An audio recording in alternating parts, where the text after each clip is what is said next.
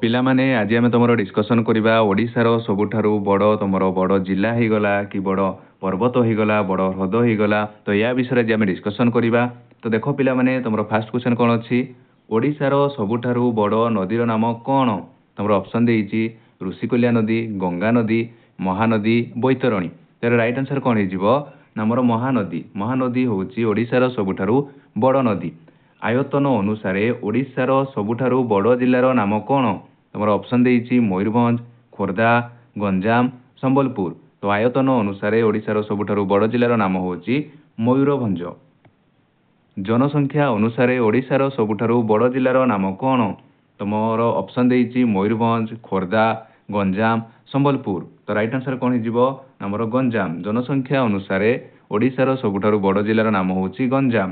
ଓଡ଼ିଶାର ସବୁଠାରୁ ବଡ଼ ଠାକୁରଙ୍କର ନାମ କ'ଣ? ତମର ଅପସନ୍ ଦେଇଛି ଶ୍ରୀ ଗଣେଶ, ଲିଙ୍ଗରାଜ, ଶ୍ରୀ ଜଗନ୍ନାଥ, ବ୍ରହ୍ମା। ତ ରାଇଟ୍ ଆନ୍ସର୍ କ'ଣ ହେଇଯିବ ନା ଶ୍ରୀ ଜଗନ୍ନାଥ। ଓଡ଼ିଶାର ସବୁଠାରୁ ବଡ଼ ମନ୍ଦିରର ନାମ କ'ଣ? ତମର ଅପସନ୍ ଦେଇଛି ତାରିଣୀ ମନ୍ଦିର, ଲିଙ୍ଗରାଜ ମନ୍ଦିର, ଶ୍ରୀ ଜଗନ୍ନାଥ ମନ୍ଦିର, ରାଜାରାଣୀ ମନ୍ଦିର।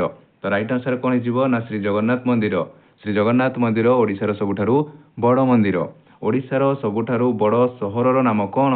ତମର ଅପସନ୍ ଦେଇଛି କଟକ, ସମ୍ବଲପୁର, ଭୁବନେଶ୍ୱର। ରାଇଟ୍ ଆନ୍ସର୍ କ'ଣ ହେଇଯିବ ନା ଆମର ଭୁବନେଶ୍ୱର। ଭୁବନେଶ୍ୱର ହେଉଛି ଓଡ଼ିଶାର ସବୁଠାରୁ ବଡ଼ ସହର। ଓଡ଼ିଶାର ସବୁଠାରୁ ବଡ଼ ବିଶ୍ୱବିଦ୍ୟାଳୟର ନାମ କ'ଣ? ଅପସନ୍ ଦେଇଛି ଖଲିକୋଟ ବିଶ୍ୱବିଦ୍ୟାଳୟ, ଉତ୍କଳ ବିଶ୍ୱବିଦ୍ୟାଳୟ, ବ୍ରହ୍ମପୁର ବିଶ୍ୱବିଦ୍ୟାଳୟ, କଳିଙ୍ଗ ବିଶ୍ୱବିଦ୍ୟାଳୟ। ତ ରାଇଟ୍ ଆନ୍ସର୍ କ'ଣ ହେଇଯିବ ନା ଉତ୍କଳ ବିଶ୍ୱବିଦ୍ୟାଳୟ ହେଉଛି ଓଡ଼ିଶାର ସବୁଠାରୁ ବଡ଼ ବିଶ୍ୱବିଦ୍ୟାଳୟ। ଓଡ଼ିଶାର ସବୁଠାରୁ ବଡ଼ କଲେଜର ନାମ କ'ଣ? ଅପସନ୍ ଦେଇଛି Ravenshaw college, Gandhi college, Gopabandhu college, KIIT college. ତ ରାଇଟ୍ ଆନ୍ସର୍ କ'ଣ ହେଇଯିବ ନା ଆମର ରେଭେନ୍ସା କଲେଜ। ରେଭେନ୍ସା କଲେଜ ଓଡ଼ିଶାର ସବୁଠାରୁ ବଡ଼ କଲେଜ। ଓଡ଼ିଶାର ସବୁଠାରୁ ବଡ଼ ବନ୍ଦରର ନାମ କ'ଣ? ତମର ଅପସନ୍ ଦେଇଛି ଗୋପାଳପୁର ବନ୍ଦର, ପାରାଦୀପ ବନ୍ଦର, ଚାନ୍ଦିପୁର ବନ୍ଦର, ଧାମରା ବନ୍ଦର। ତ ରାଇଟ୍ ଆନ୍ସର୍ କ'ଣ ହେଇଯିବ ନା ଆମର ଗୋପାଳପୁର ବନ୍ଦର ହେଉଛି ଓଡ଼ିଶାର ସବୁଠାରୁ ବଡ଼ ବନ୍ଦର। ଓଡ଼ିଶାର ସବୁଠାରୁ ବଡ଼ ହ୍ରଦର ନାମ କ'ଣ? ତମର ଅପସନ୍ ଦେଇଛି ଚିଲିକା ହ୍ରଦ, ଅଂଶୁପା ହ୍ରଦ, ତମ୍ପରା ହ୍ରଦ, ସାର ହ୍ରଦ। ତମର ରାଇଟ୍ ଆନ୍ସର୍ କ'ଣ ହେଇଯିବ ନା ଚିଲିକା ହ୍ରଦ। ଚିଲିକା ହ୍ରଦ ହେଉଛି ଓଡ଼ିଶାର ସବୁଠାରୁ ବଡ଼ ହ୍ରଦର ନାମ। ଓଡ଼ିଶାର ସବୁଠାରୁ ବଡ଼ ପାଠାଗାରର ନାମ କ'ଣ? ତମର ଅପସନ୍ ଦେଇଛି କନିକା ପାଠାଗାର, ହରେକୃଷ୍ଣ ମହତାବ ରାଜ୍ୟ ପାଠାଗାର, ପରିଜା ପାଠାଗାର, ବୀରେଶ୍ୱରେନ୍ଦ୍ର ସାଇ ପାଠାଗାର। ତ ରାଇଟ୍ ଆନ୍ସର୍ କ'ଣ ହେଇଯିବ ନା ହରେକୃଷ୍ଣ ମହତାବ ରାଜ୍ୟ ପାଠାଗାର ହେଉଛି ଓଡ଼ିଶାର ସବୁଠାରୁ ବଡ଼ ପାଠାଗାର। ଓଡ଼ିଶାର ସବୁଠାରୁ ବଡ଼ ଉଚ୍ଚ ବିଦ୍ୟାଳୟର ନାମ କ'ଣ? ତମର ଅପସନ୍ ଦେଇଛି ରାଣୀହାଟ ଉଚ୍ଚ ବିଦ୍ୟାଳୟ, ନୂଆ ଓଡ଼ିଶା ଉଚ୍ଚ ବିଦ୍ୟାଳୟ, ସରସ୍ୱତୀ ଉଚ୍ଚ ବିଦ୍ୟାଳୟ, ଜୟ କିଷାନ ଉଚ୍ଚ ବିଦ୍ୟାଳୟ। ତ ରାଇଟ୍ ଆନ୍ସର୍ କ'ଣ ହେଇଯିବ ନା ରାଣୀହାଟ ଉଚ୍ଚ ବିଦ୍ୟାଳୟ ଆମର ଓଡ଼ିଶାର ସବୁଠାରୁ ବଡ଼ ଉଚ୍ଚ ବିଦ୍ୟାଳୟ। ଓଡ଼ିଶାର ସବୁଠାରୁ ବଡ଼ ରେଳ ଜଙ୍କସନ୍ର ନାମ କ'ଣ? ତମର ଅପସନ୍ ଦେଇଛି ଟିଟିଲାଗଡ଼ ରେଳ ଜଙ୍କସନ୍, ଭୁବନେଶ୍ୱର ରେଳ station, Khordha road station, Rourkela ରେଳ ଷ୍ଟେସନ। ତ ରାଇଟ୍ ଆନ୍ସର୍ କ'ଣ ହେଇଯିବ ନା ଆମର ଖୋର୍ଦ୍ଧା ରୋଡ଼ ରେଳ ଷ୍ଟେସନ ହେଉଛି ଆମ ଓଡ଼ିଶାର ସବୁଠାରୁ ବଡ଼ ଜଙ୍କସନ୍ର ନାମ। ଓଡ଼ିଶାର ସବୁଠାରୁ ବଡ଼ ଜଳପ୍ରପାତ କେଉଁଠି? ତମର ଅପସନ୍ ଦେଇଛି ବରେଇପାଣି, ଦେବକୁଣ୍ଡ, ହରିଶଙ୍କର, ଖଣ୍ଡାଧାର। ତ ରାଇଟ୍ ଆନ୍ସର୍ କ'ଣ ହେଇଯିବ ନା ବରେଇପାଣି ଜଳପ୍ରପାତ ହେଉଛି ଆମ ଓଡ଼ିଶାର ସବୁଠାରୁ ବଡ଼ ଜଳପ୍ରପାତ।